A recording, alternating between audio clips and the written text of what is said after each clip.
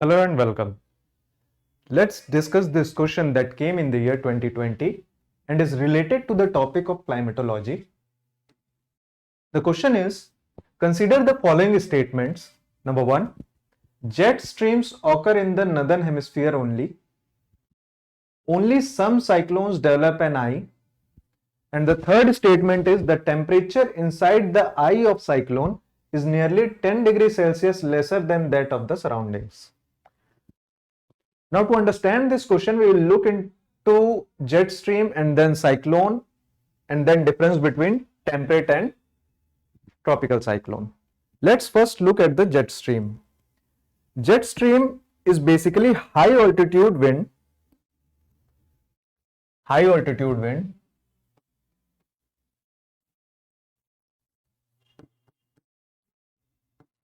that occurs around tropopause.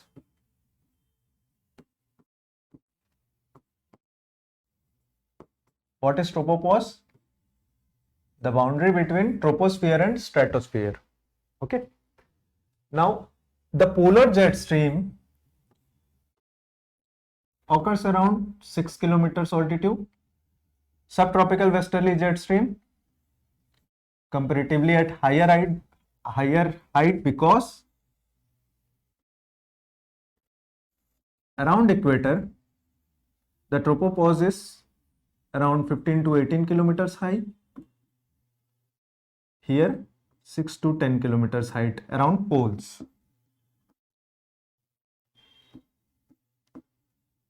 So here jet stream is around 6 kilometers height. Here around 13 to 14 kilometers height. Now these jet streams are permanent in nature.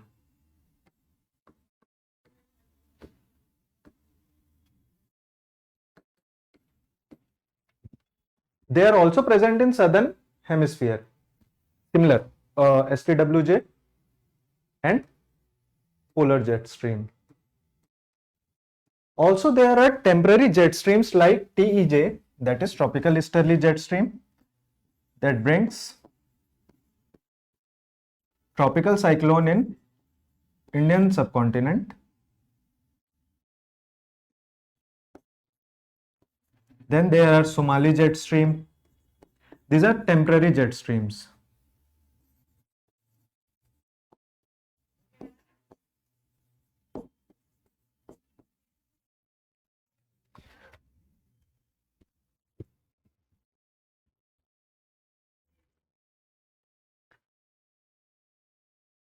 So this high altitude westerly wind system is basically jet stream.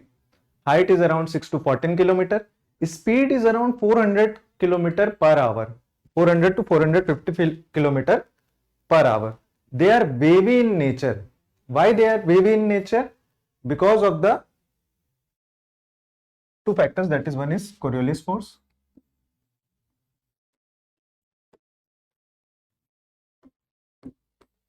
and frontal formation.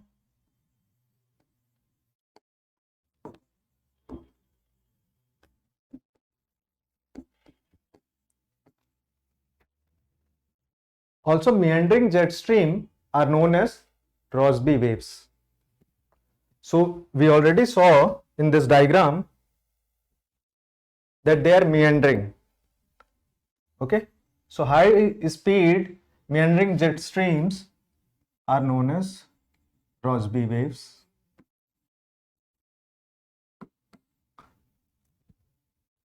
Okay. Now, as far as cyclone is concerned, tropical cyclone, this is a diagram of tropical cyclone.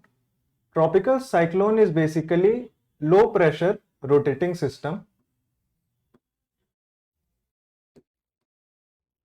Because of intense heating, low pressure is developed at the center. The surrounding areas have comparatively high pressure.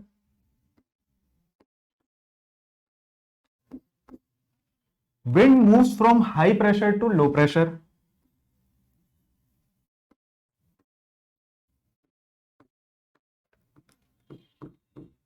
Now, because of Coriolis force, it moves northward, rightward in northern hemisphere and leftward in southern hemisphere.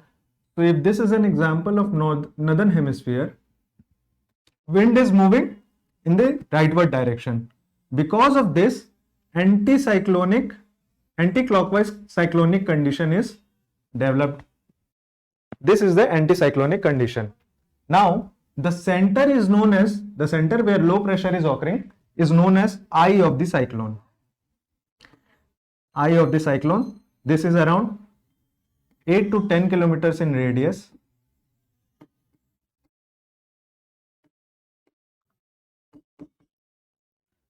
It has low pressure, high temperature compared to surrounding. Because of high temperature, there is low pressure. And it has calmer condition. Eye of the cyclone is calm.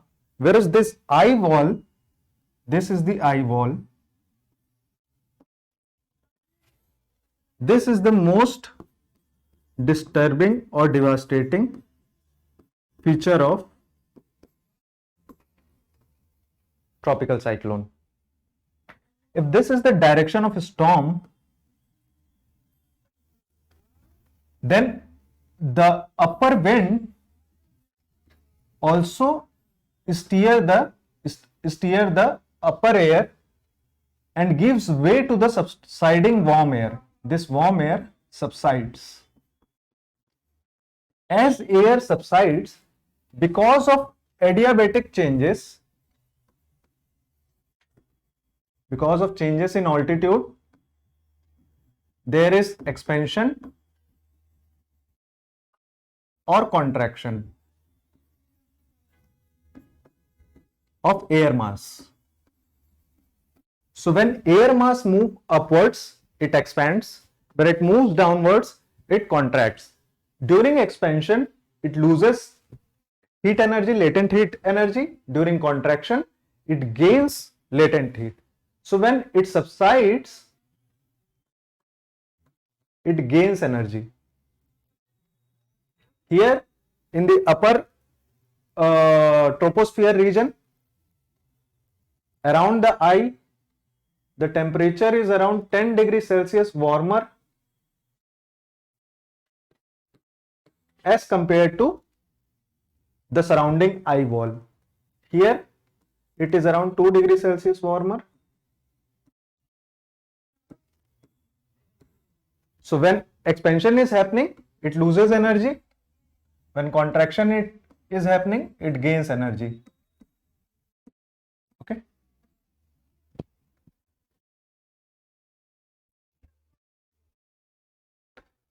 As far as temperate cyclone is concerned or extratropical cyclone is concerned,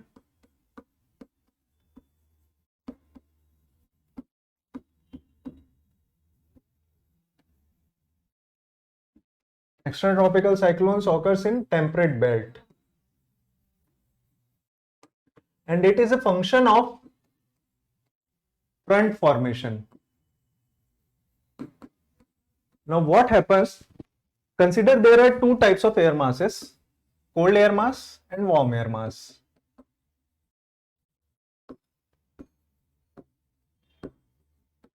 When they interact, front is formed. Now this is cold air mass, this is warm air mass.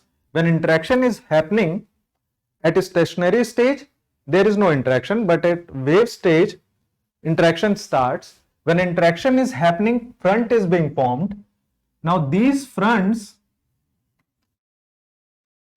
there is steep pressure gradient. Why steep pressure gradient? Because of change in temperature and change in pressure. So around front there is a steep pressure gradient. Now these are the 4 to 5 stages of temperate cyclone. Stationary, after stationary stage, in wavy stage, the interaction happens. Cold air mass or cold front moves in anticyclonic direction. Warm air mass moves in anticyclonic direction.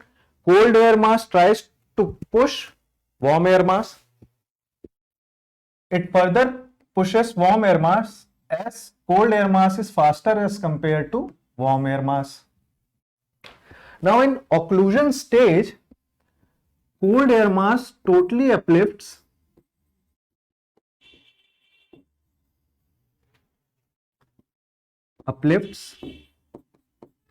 warm air mass.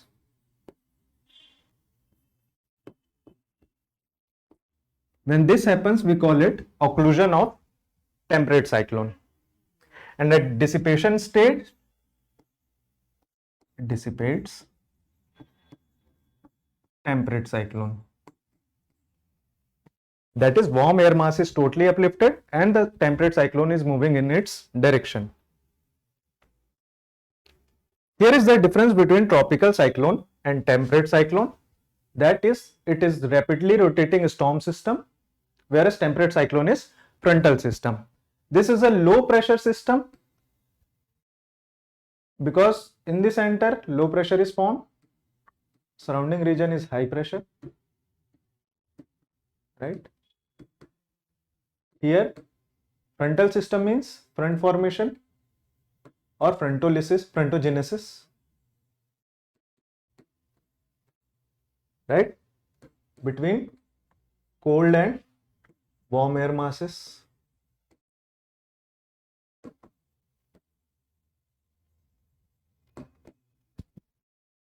This covers larger area.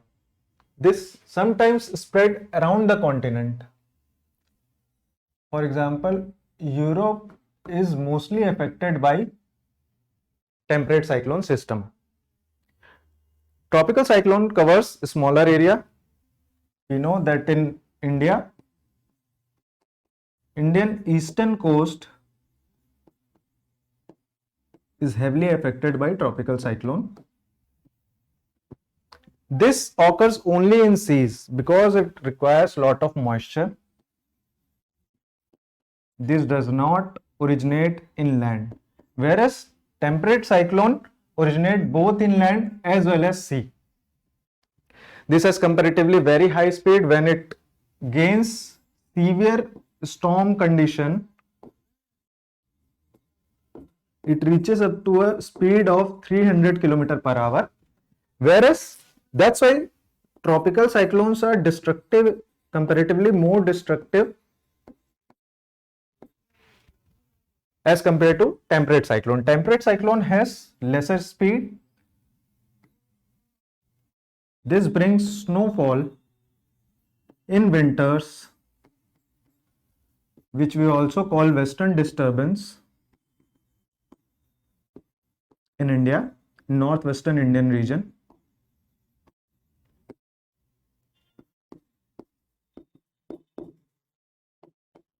And winter rainfall in India, which helps in agriculture of sowing of rabi crops. So it helps in agriculture as well.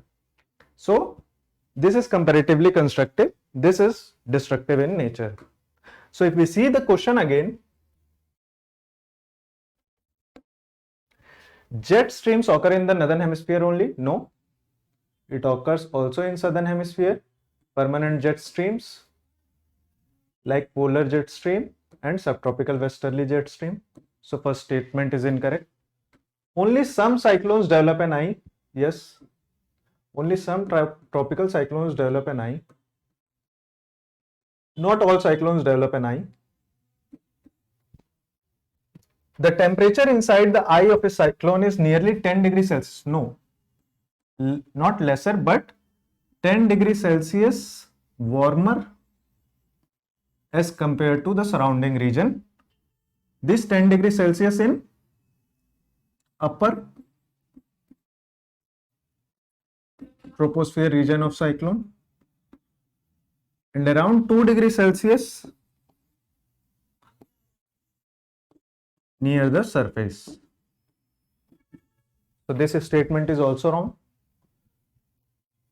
So second statement is only correct and C is our correct option. Thank you.